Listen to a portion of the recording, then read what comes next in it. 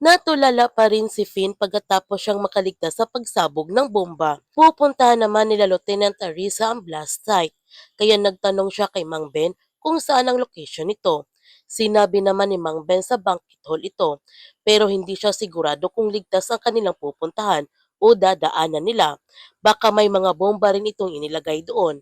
Kaya humingi ng mapa si Lieutenant Arisa upang tingnan ang buong resort at nakahanap nga sila ng daan papunta sa loob ng resort. Isang masukal na daan na hindi pinupuntahan at para sa kanila ligtas ito daanan. Lumabas na nga sina Olsen sa kanilang pinagtataguan nung umalis na ang mga tauhan ni Emil. Sa pagtakas nila Liam at Luna, nasundan naman sila ng mga tauhan ni Emil, kaya napapalaban ang dalawa nito. Habang sina Topak at Maki nagtatalo pa rin silang dalawa sa kanilang mga desisyon.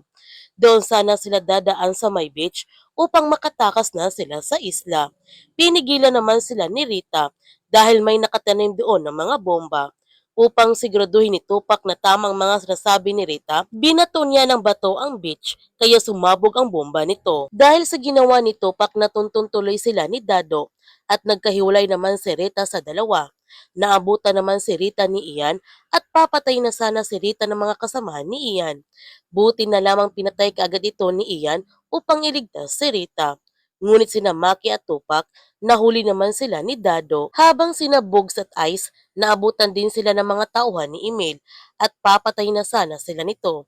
Buti na lamang dumating ang mga pulis at ligtas na sila. Sa pagtakas nila Olsen, nakasalubong naman nila sa daan si Ian at nagkatutukan sila ng baril nito.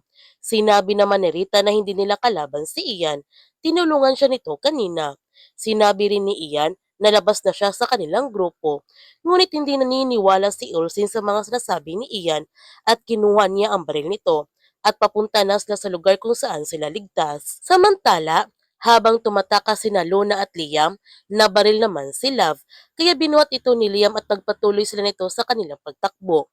Ngunit hindi na kinaya ni Love at namamaalam na nga siya nito. Kaya huwag natin palalapasin ang kapanapanabik ng mga tagpo sa Roha.